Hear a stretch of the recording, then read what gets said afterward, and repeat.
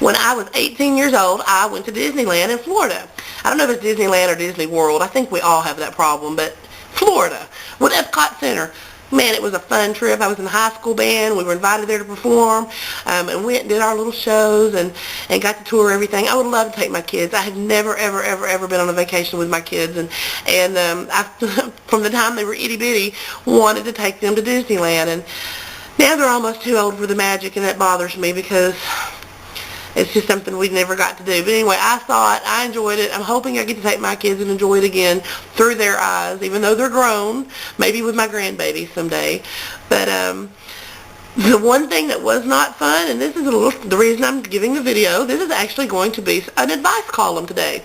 The advice is, if you go into a hotel and if the soap's already been opened, don't use it. Duh, right? Well, guess what? Dot went in. We had been on the bus like 12 hours. Get in. I drew straws. I got the best one. Ended up getting to take my shower first. Get in there. The soap's unopened. I mean, it looks like just a regular bar, a little miniature, hotel soap, and it's not wet. It's not gross. It's not nothing. It's not like it's ever been used. I hightail it into the shower. Get in there. Give myself the what for. It probably wasn't 6 hours later that I was head to toe with chicken pox. The person who took a shower before me had used the soap and had chicken pox. It was an antibacterial bar soap. I thought it was hotel supplied. Hotel says they didn't supply it. I was sad. I itched for the entire 4-day trip. And if you've ever been in a high school band, those really big, thick polyester monsters that you have to put on, and the hats with the plumes, we look sharp. But when it's 100 degrees in May and you've got all this bullcorn on and you got chicken pox and you don't want to tell nobody outside of your circle because then they're going to send your butt home and you'll never see Disneyland again, you just keep your mouth shut. So the whole time, Disneyland tore up, chicken pox. It was a magical experience, all right. Hope I get to go back. I want to take my babies. Bye.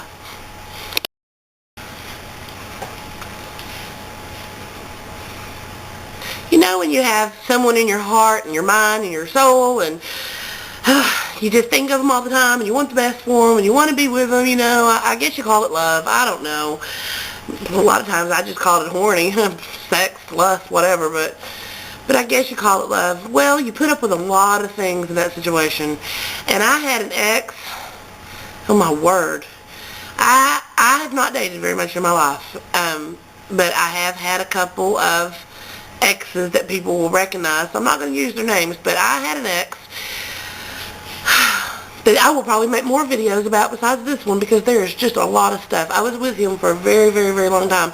And this person learned very quickly how to manipulate my self-esteem. They knew what buttons to push. They knew where my weaknesses were. They knew what to build up, what to tear down. And they had me because they knew that as long as they were giving me attention, then I was there. And they abused that to the freaking end. And I put up with it and put up with it and put up with it. I kept thinking it'd get better and it'd change and they'd love me and fairy tales and picket fences and red roses. I mean, never happened. But one time we moved off to start our lives over because we had an apartment here and we're living together. And I was probably 19 years old and he needed to get away, needed a fresh start, needed to know new people and have a new circle. And I had a friend that let us come and stay, and we were there just a few weeks, and we would walk and go and look for work and whatever, whatnot. And one day he just didn't come back, and we ended up we drove looking for him. They was on the news. I turned him into the police, after the 24-hour mark. Well, before that, but, officially 24-hour mark. Looking for him. Nothing ever turned up. I gave up. I went back to the hometown that I was living at the moment, that I had moved from. And about 6 weeks later, he showed up, and he was just like, oh, you got my stuff? Oh, yeah, I met somebody while I was hitchhiking and decided I was going to stay with him for a while. So just off they went, nonchalant, didn't care, broke my heart in a million pieces. But you know what? They came back to do more, and I was right there. They would cheat on me. They would lie to me. They played mind games with me, it was terrible. It was absolutely terrible. And this person this person would always try to kill themselves. I mean, constantly. And I think that if you're to that point, if you're saying that, then you are hurting and you're heartache. And yes, it may be for attention, but you need that attention because you're hurting and you're aching and there's just something, you need. And I think a lot of it was that, and I think a lot of it was just plain out, look at me, and I think a lot of it was just, rock bottom. But every time you turn around, I came home from work one day. We lived in a situation where we had a staircase, and I came home and I was putting up groceries, and I looked through the staircase, and there he is with a noose, and I'm like, what are you doing? And he's like, well, I was going to hang myself and try to kill myself before you got home from getting groceries, but, well, you got back a little quicker than I thought, so, next time. And I'm like, what the hell? Who comes back from getting groceries and has to be dealing with that? And then one time we had people over at the house, and then somebody was like, what do you want for your birthday, or what do you want for Christmas or something? And this jerk I was with was like, I just want to hang myself from the ceiling fan, and I want to live just long enough to see her come into the room and see her expression and see me about to die and lose me. And that will fulfill me, and then I can go on to whatever. I want to die with the satisfaction knowing I've wrecked her world. You know what? They came to me and they're like, girl, you have got to go. You have got to go. What are you doing? I don't know what I was doing. I had nowhere else to go. I had no self-esteem. If you've seen my other videos, I had nowhere to turn to. I don't make friends very easily. I just get myself in stupid situations, and this was a situation that was not good for me. I mean, it wasn't all bad, but wow, just left an impression, You just can't be in a relationship with every time you turn around somebody's going to kill themselves. And we were even separated and long apart for several years, and they had called me one night and said, well, I just wanted to call and say goodbye. And I finally have gotten to the point of, well, how are you going to do it? Why don't you just go ahead and do it? Are you going to take pills this time? They actually had injured themselves with a broken object at one point in their life and cut a vein and actually, got a little too close to being serious that time.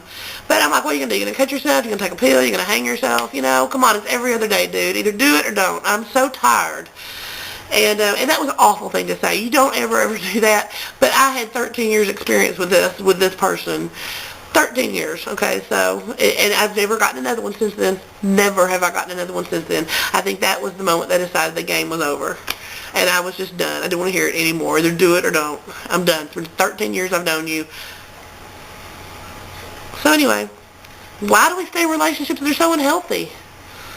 I guess because we're afraid that we'll be in the situation I'm in right now, which is by myself. Which isn't horrible, but sure would be nice to have somebody to watch a movie with, or eat a taco with, or cuddle up at 3 a.m. in the morning with. Anyway, I guess that's another chapter. Have a good day. Bye. I don't think I've ever told the story about how the relationship between me and my dad, one of the things that I think finally just snapped it in half. If you've seen other videos, you know that my mom and dad divorced when I was around 12. And my dad went to be with his girlfriend. There were a lot of things that happened, blah, blah, blah. And my mother wanted to know where he was staying. My mother tried different methods to try to find him and whatnot and could not find him. And he was very good at getting off work and taking different paths to get to his new home because she tried to follow him. And we never could find him. So my mother said, you need to tell your father that you want to stay with him. Your father's going to come over after school. You're going to convince him that you want to go with him. You don't want to be here with me.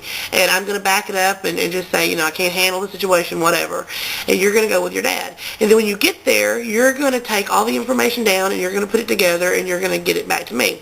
So I said, okay, fine, whatever. So my dad comes to get me. I go off to my dad's. I remember we're in the pickup and he's like, do you really want to be with me? Is this another scam of your mom's? Because, things were crazy and she would try whatever she needed to try.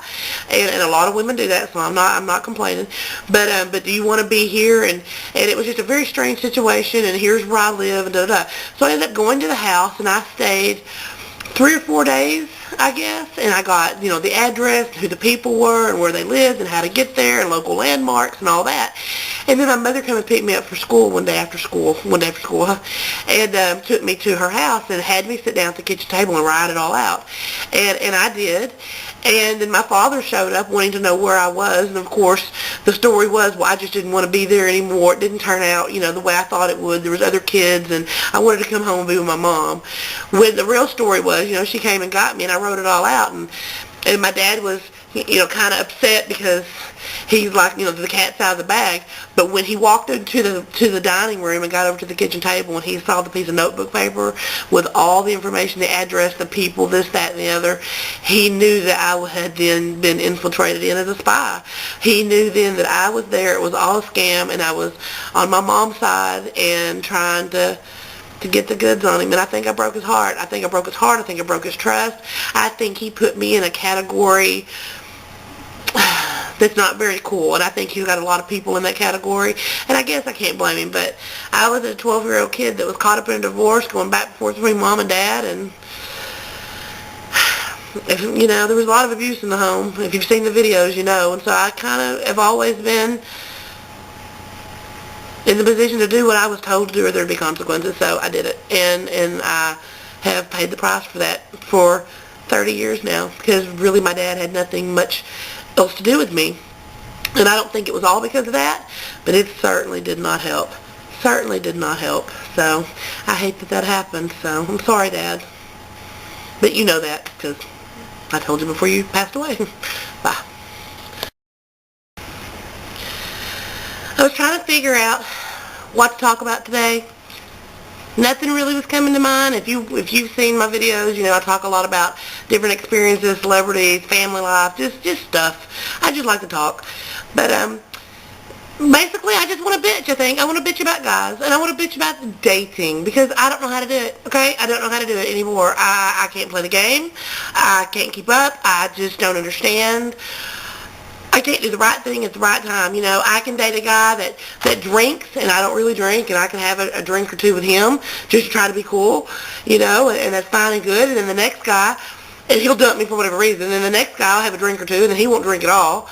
And then, the next guy will do this, and the next guy will do that, and it's just, I don't know how to play the game. I'm a big girl, always been a big girl, born a big girl, gonna die a big girl, and even tried this big beautiful women website dating, and got hooked up with a guy and met this guy, and when I met up at a mall, local place, we were going to eat at the food court, and he said, well, I've just got to tell you that I am into big girls, but it's the butt that I like. I like a big butt. And I'm thinking, well, I got back, so I'm a big girl all over, so here we go. And I meet him at the mall, and he says, well, when we go up to the food court, you're going to go up in the escalator ahead of me, and I'm going to check out your ass, and when we get to the top, if it suits me, then we're going to have lunch, and if it doesn't, then, it was nice meeting you. And so we go up to the food court, and it's so freaking weird because he's 5 steps behind me on the escalator, and I know he's checking out my ass. We get to the top, guess what? I didn't have lunch. My ass wasn't big enough. This guy said he had some fetish with an ex, a past, who had this gargantuan ka-tonk-ka-tonk, and that's fine. But I'm like, I don't know how to play the game, I'm not skinny enough, and now I'm not fat enough. And right now, I'm talking to this guy. I mentioned to a friend that I was wanting to meet a guy, and he told me about this guy and told this guy about me. So this guy knows good and well that I'm single and I'm flirting and blah, blah, blah. And this guy has nothing to do with me unless he wants something, and it totally sucks. It goes good there for a minute, and I'll think he's flirting a little bit, or I'm taking it that way because I want it desperately bad, and then it'll just go totally cool, and I just don't know what I'm doing. I don't know what I'm doing, but I don't want to be alone forever. Where is my guy? Where's my guy? Bye.